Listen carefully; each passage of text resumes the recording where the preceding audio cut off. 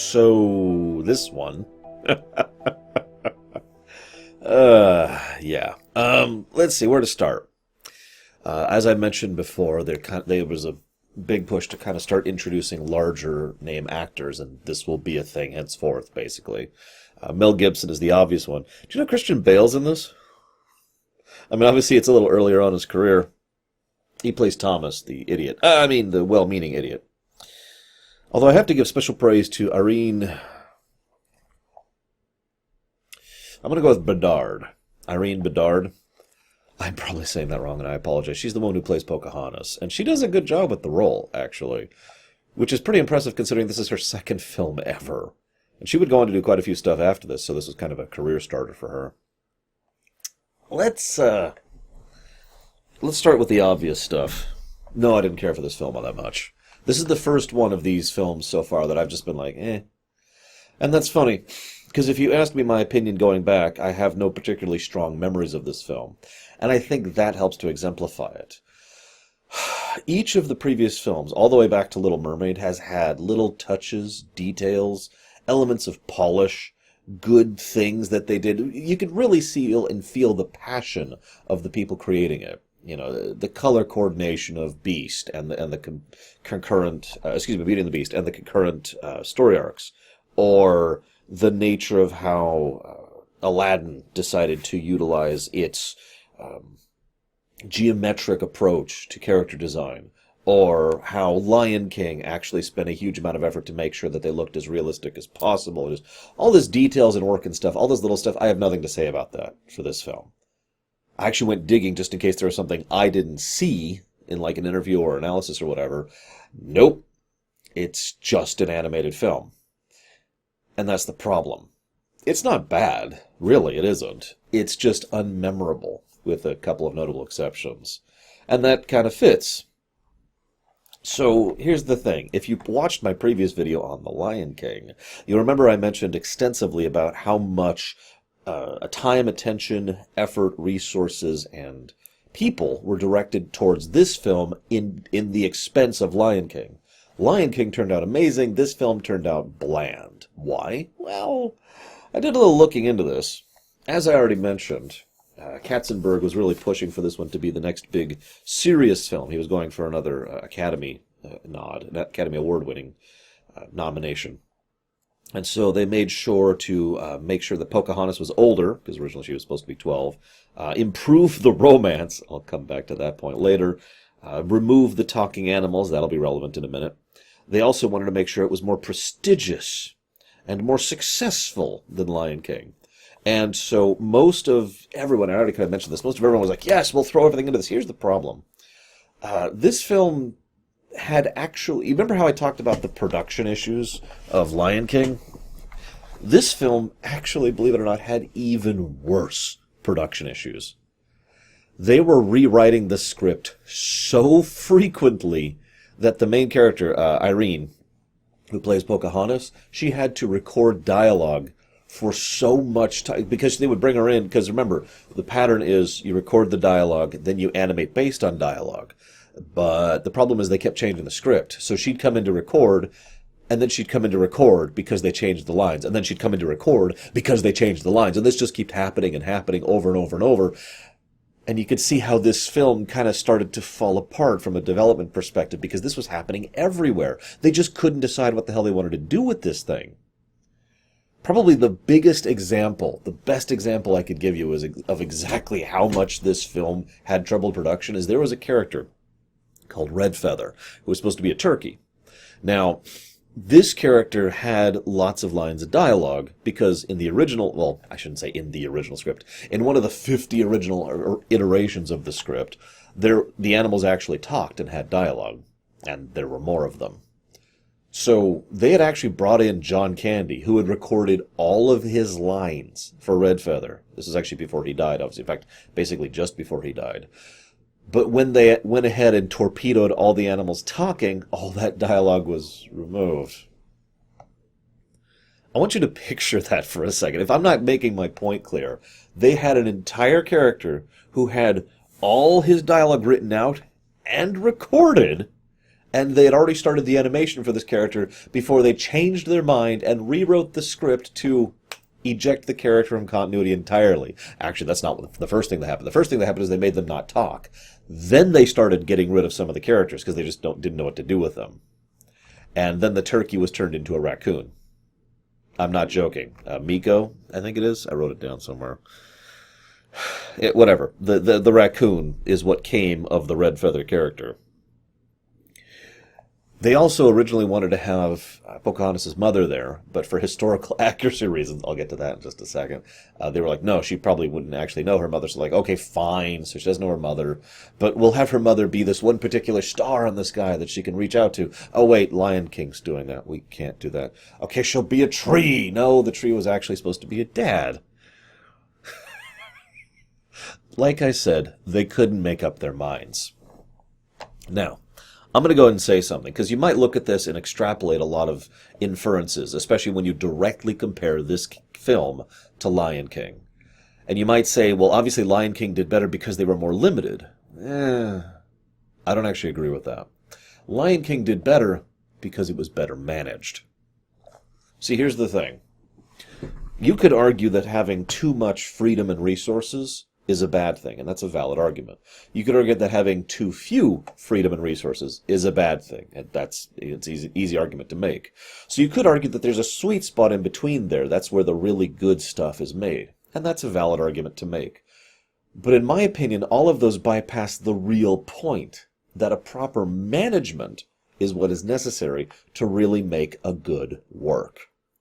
Lion King, and I kind of talked about this during that rumination. Lion King had their staff locked down. You do this, you do this, you do this, you do this. We'll coordinate here. Let's work on this. Bam, bam, go. And the film was made. This film, go do whatever. I'm going to work on this other thing. Oh, wait, you want to do that? No, we can't do that because of this. Wait, you want us to do that? And then another guy shows up and says, hey, why don't we do this? Oh, that's a good idea. Another person shows up, why don't we do this?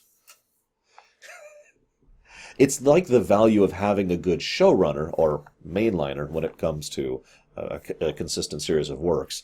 It probably doesn't help that, as I've alluded to a few times, this is when Katzenberg was on his way out. And so he usually would be the mainliner for a situation like this. And he had been for several previous films. But now, well, he was getting... Whether he was fired or left of his own volition is a matter for debate. And as I think I've mentioned before, there's actually a lot of politics involved in him leaving and why he left and why people weren't happy to see him go and why people were happy to see him go. He took several animators with him, too, when he went to DreamWorks, funnily enough. So that was fun. But either way, because he was already like 2 steps out the door, Lion King was concluded, basically under his tenure. But this one, he left before this one actually finished coming out. So you can kind of see how the lack of management thing comes into play. Let me put this another way. You remember the hyenas back in Lion King? Well, they were pathetic, right? I mean, the lions beat them easily. You know why? Because they weren't properly managed. No, seriously, think about it. The hyenas weren't as strong or as agile or as skilled as the lions, but they had far superior numbers. So if they had good leadership, that leadership could direct them properly to easily overcome the lions. But they had no leadership, so they were effortlessly routed by a much weaker force. That is the value of good management right there. Anywho, I suppose I should go ahead and talk about 2 other problems this film ran into. One is Batman, and one is history. I'm not kidding. I'll talk about the Batman one first, because it's the funniest to me. See, Batman Forever came out the same week that this film did. It came out very, very close. Like, if it wasn't the same week, I know it was the same month. It was very, very close to the release of Pocahontas. Now, you might be thinking, who cares? Well, the problem is, some of you probably don't remember that it was actually Batman Forever, specifically. And I know you're thinking, oh, yeah, that's a really great film right there. And yeah, fair enough. But the problem is nobody knew that at the time, did they? Remember, Tim Burton's Batman and Batman Returns both were financial juggernauts in the film industry. And they just kind of completely renovated, arguably, the superhero genre as a concept. So when Batman Forever came out, lots of people were lining up to see that one. And that directly ate into any potential ticket sales for this one, because not only would less people go to see this because they'd see Batman Forever instead, but it also meant that there was a lot more marketing buzz going around Batman Forever. Since obviously the studios can do their own marketing stint, but each theater, they choose how to market what, where. And they were spending more time and attention on Batman Forever than they were on Pocahontas. So that's the first big hamper across the knees there. Or I guess more like the 15th at this point if you're paying attention. The second is the historical accuracy problem. Now, they actually brought in several consultants, including actual, members of the, I don't know how to pronounce it, so I'm not going to try, tribe, which was being represented here. Powhatan, I think? Anyways, they brought in actual members of the tribe to talk about this, and then they took their advice and threw it out the window. Which is funny because they actually did take some effort to retain a level of historical accuracy. They really did. I know that sounds silly to say that. But for the most part, they took it as a very loose guideline in order to craft the story they did. And I remind you, massive script issues because of lack of good management. So, based on what we know, several of the original versions of the script were actually a lot more accurate, and probably because of the fact that they brought in the consultants in order to actually figure it out. And then, and then we get this film. Tom Cito actually has gone on record. He was one of the big guys who was directly in charge of the historical side of things, who was trying to keep this all straight, and he has come under fire many times for how much this film is incredibly inaccurate. And he has stated very, very many times his defense of several of those inaccuracies. And this is going to sound really weird, but I'm actually in favor of some of those inaccuracies myself. Some of them. See, here's the thing. There's certain things they just can't do, right? Pocahontas can't walk around without a top on. Duh. That's I hate to tell you guys this, but a Disney film can't do that. They also didn't really want her to be 12 years old, since this was supposed to be a romance story. Again, I don't really feel like I need to explain this. The inclusion of John Smith instead of, I can't remember his name, the guy who was actually there, that's a little bit more questionable. The changes to the actual tribe and tribal behavior, that's where you start to lose me. And of course they had to include magic. There's actually a decent amount of magic in this film, in total contrast to Lion King, which if you remember had almost none. Whereas this one has literally magic translation. Sure, right, Anyways, but I do have to mention something here. Because on the one, I just want to give both sides of this point, because I think I can kind of see both sides of it. On the one hand, the historical inaccuracies are irritating, because this is an actual historical event, and taking from other cultures in order to try and basically parody it. And I can see why people would be upset about that. Imagine if they did, for example, this is just a made-up thing, imagine if they did Joan of Arc, right? That's an actual historical account. Now, there's a lot of who knows about that, because that's how history works. But imagine if they did a Disney film about Joan of Arc and substantially changed it in multiple ways. In fact, I could actually say this very simply for any of you familiar with history. Imagine if they did a Joan of Arc film and added in a romance of any kind at all with herself. So you can see why that would piss people off. I get that, right? Because, what? Here's the other side of that. This is a Disney film. I mean, I hate to say that so bluntly, but Disney's films have always taken the frameworks of other story ideas and really, really loosely adapted them. That's been true since forever. That's nothing new. And so, I know that sounds horrible, but if you walk into a Disney film expecting something that is a straight-cut take on the particular tale, historical or fictional, that is trying to tell, you're in the wrong theater. So I can kind of see both sides of this one here. I would probably be more willing to defend the film if it wasn't so damn boring. You notice I haven't even started talking about it yet. It's because I have the least notes by far of this one. Most of my notes are actually, in fact, a full half of my first page of notes are just about the behind-the-scenes stuff I've been talking to you about. Which, before I forget, yes, we skipped over it because Lion King, we didn't have anything Lion King, but Patrick Stewart was supposed to be in Pocahontas. It's 4 out of 5. He was supposed to play Ratcliffe, for anybody curious. Although they then passed over him to go to I can't remember his name, but the gentleman who actually played Gaston over in Beauty and the Beast. And they actually did some work with him, because of course they did, before they decided to fire him because he just sounded too much like Gaston and they didn't want that. And then instead they got David Ogden Stiers, I think is his name, who is the guy I mentioned from Half a Life over in TNG, who also plays Wiggins, his attendant. Anyways, so film starts. The premise is interesting because it starts off with the premise. It starts off with a song, first of all. This is starting to become normal. And the song gets across the very bare bones idea. Colonists. Okay, sure. Quick aside, I know that talking about colonialism in general is probably one of the biggest hot-button topics of the last 200 years, but I just want to make a point really quickly clear here. There's two types of colonialism. There's going to an empty place and colonizing it, and then there's going to a inhabited place and colonizing it. Now, I point that out. I just make that point very quickly here, because the film can't seem to decide which direction they're going with this. Sometimes they seem to be just settlers, the former type, where it's, hey, new land, it'll be awesome. And then other times they're like, and we'll take over you, and we'll show you how things work, and blah, blah, blah. It's like, that's the second half. Anyways, we see right off the bat that Smith is a heroic figure. Oh, I am heroic. I will do anything I have to do to save people. And he's rough and tough, and he does something incredibly stupid. In the middle of a storm, he jumps overboard to save an overboard man. Now, granted, he has a rope tied to him, or at least a rope attached to him, but still, that is actually kind of crazy what he pulls there. This is then put in immediate contrast to Ratcliffe, who is... he has a puppy, a nice outfit, an umbrella.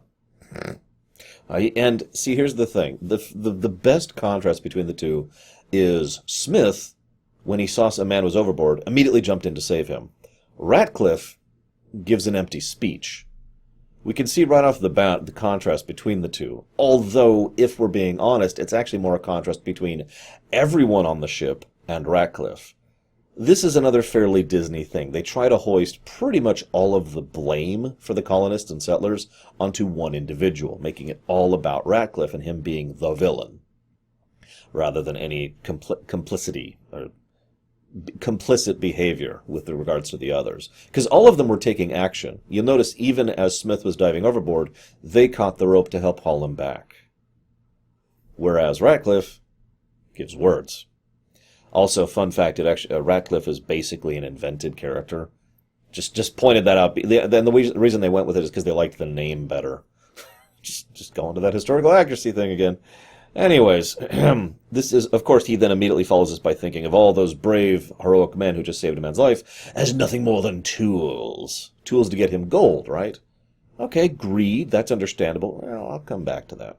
So then, shift, title, crawl, plays, and we switch over to the Indian side of things, the American Indian side of things. Now, the first thing we see is animals and slapstick.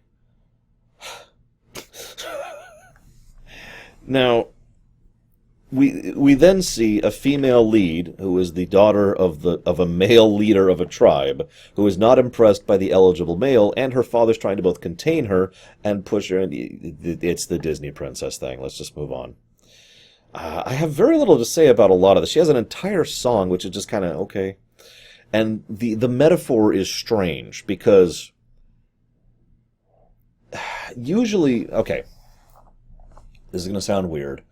One of the things I appreciate when it comes to any work like this, which is aimed at younger audiences, is when they present something in a complex way. In other words, like that bear over there, we can tell that he is a complex threat rather than a simplistic threat, right? I'm sorry, I just got distracted by that. The point is, I like it when the films don't treat us as if we're morons, even if we're kids, okay? Simplicity. The problem is, the main theme of this film, well, I should say the second main theme of this film, is an extremely simplistic one.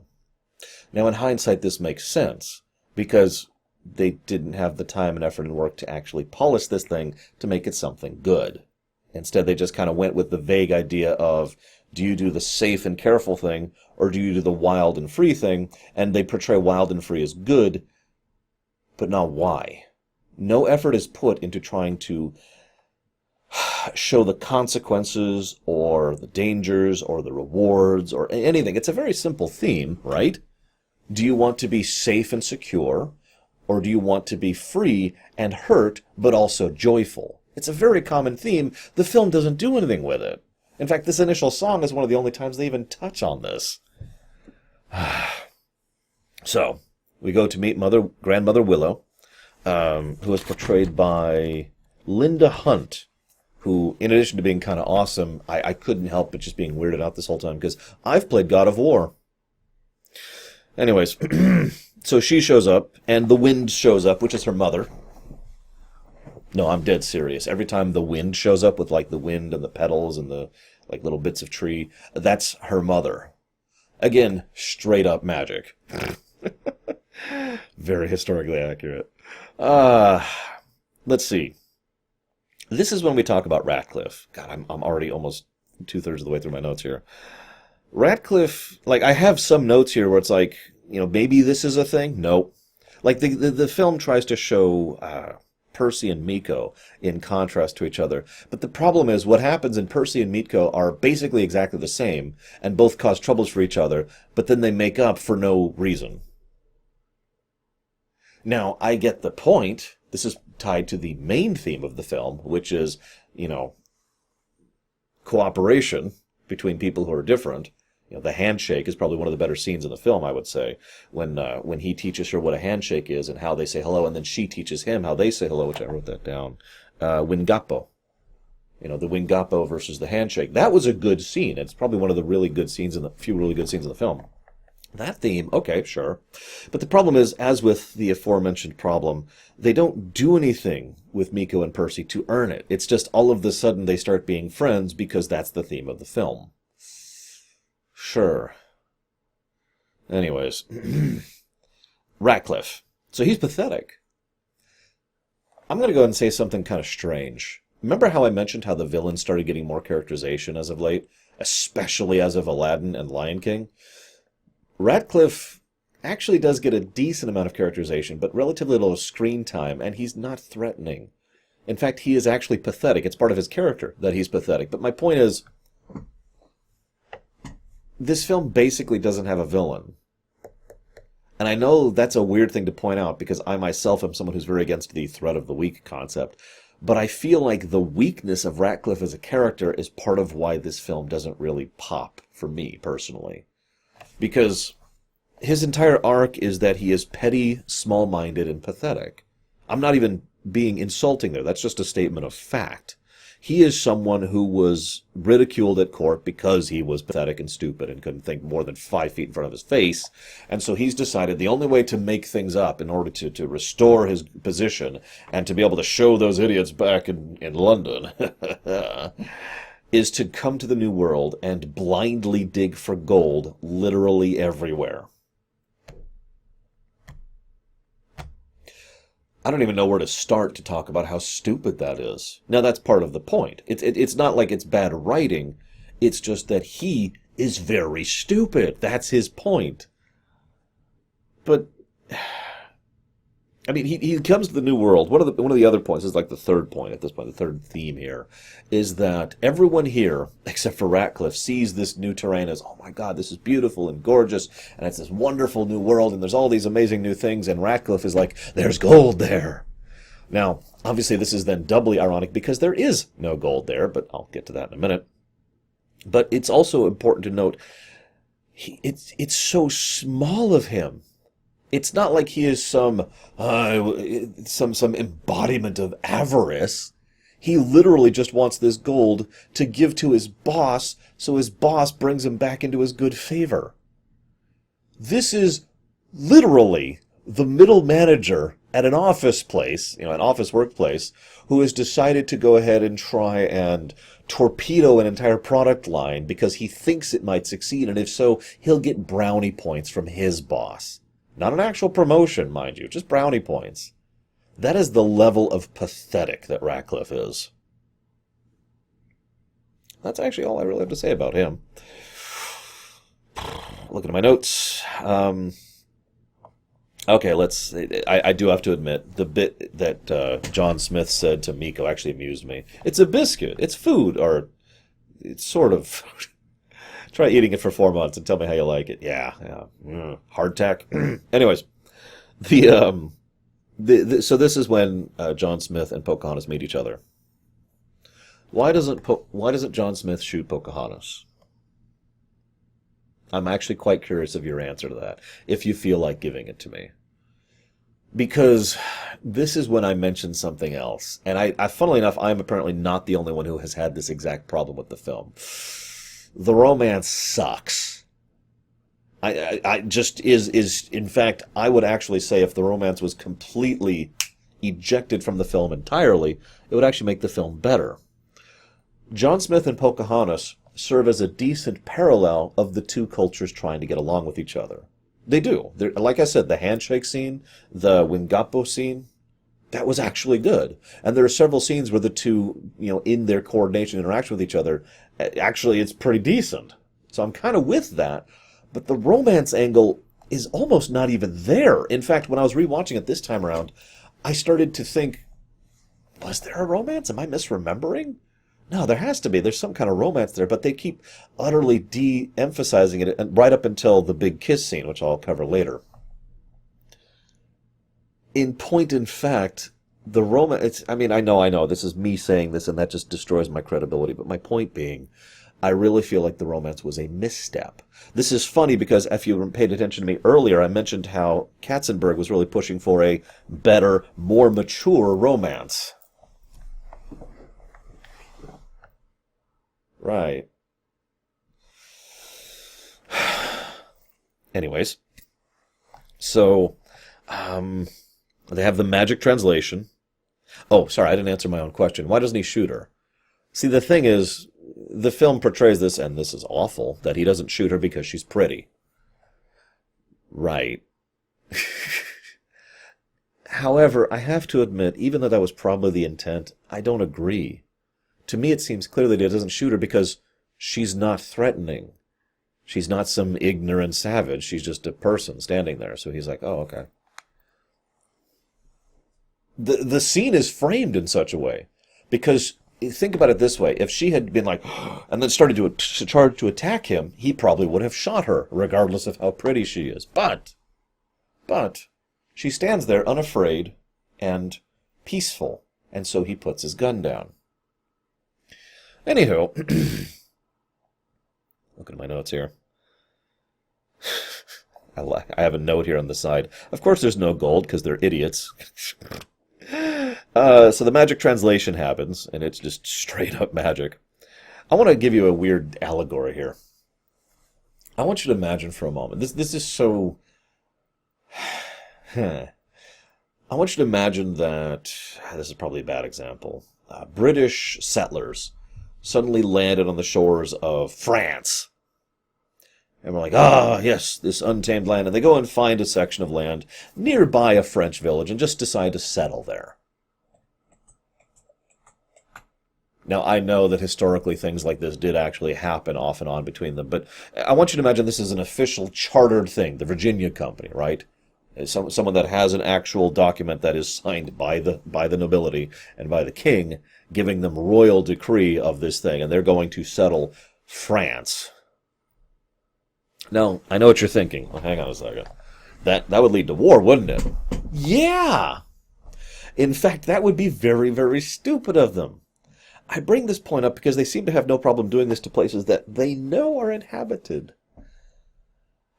This is the problem with the second type of colonialism that I mentioned earlier.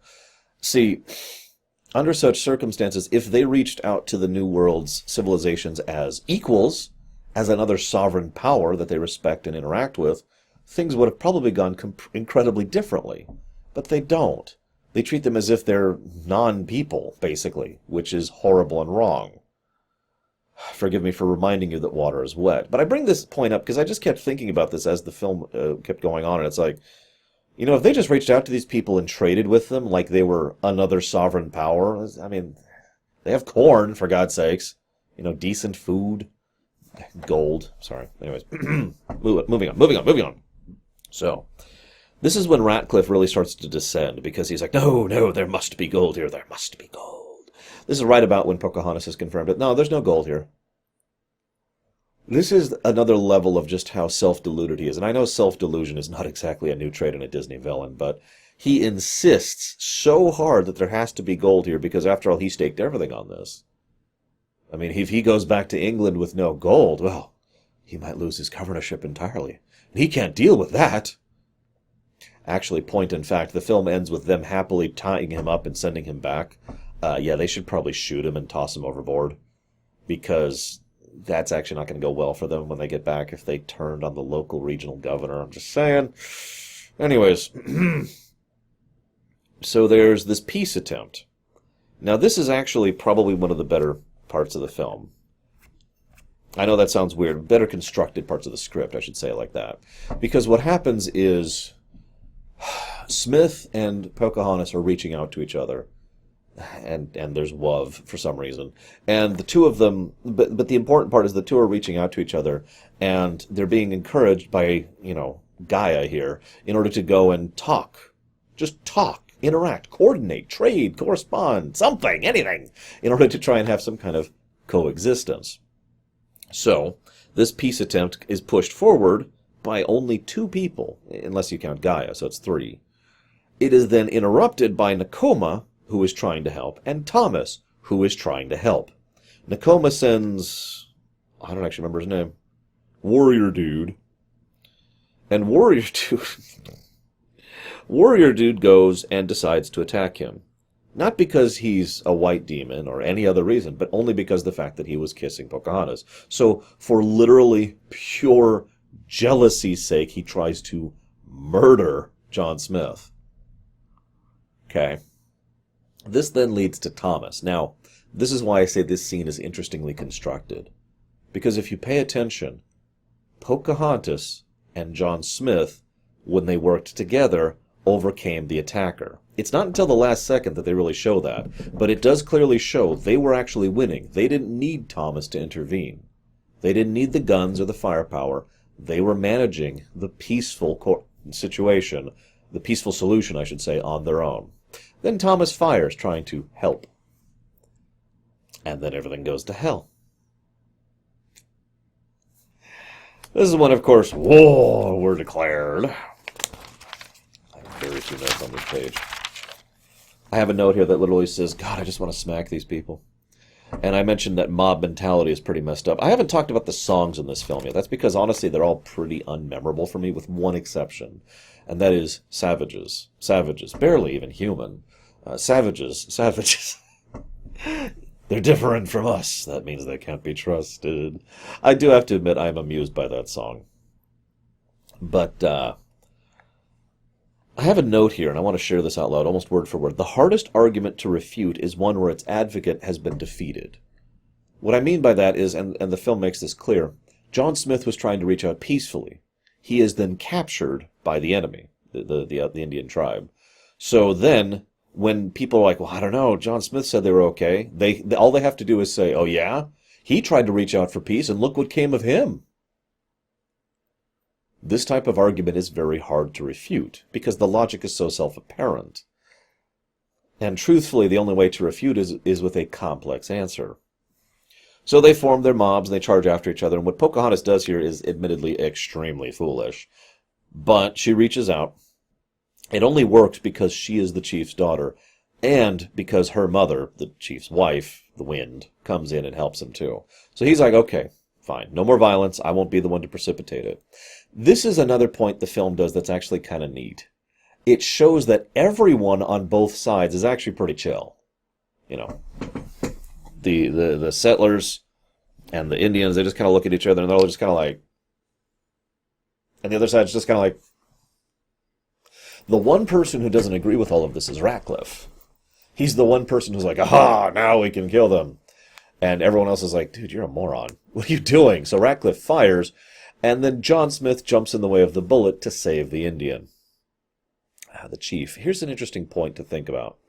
See, one of the easiest arguments to support is one where its advocate has sacrificed for it. It is, see, again, You could be like, oh, no, they clearly shot at him. No, he literally jumped in the way of the attack. It is funny how that parallels the earlier point, doesn't it? So Smith is shot. Ratcliffe absolutely destroys his credibility, and everyone turns on him, of course, and he's defeated. That's it. That's the big climactic conclusion. I have a note here. Trade is the definition of coexistence. I know some people have asked, I'm going to go off on a bit of a tangent because I'm basically done talking about the film. Some people ask me why I'm so into economics, and the basic concept of trade is what originally got me into economics. All the way back when I was 7, I believe, is when that first really started getting my interest. Because trade, by definition, requires coexistence. Conquest, pillaging, marauding, that doesn't.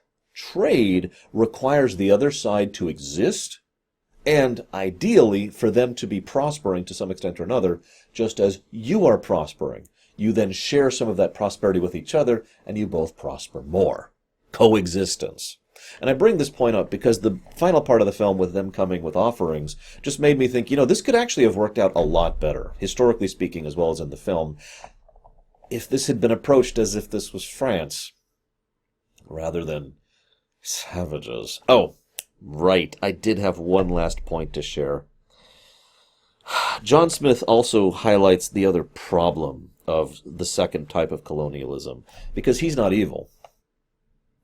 I know that sounds like a dumb statement, but what I mean by that is there are some people who would push for the second type of colonialism as, screw them, it's mine, and they get to suck it. But then there are some people who legitimately believe that what they are doing is helping the people that they are colonizing, and by which I mean conquering, of course.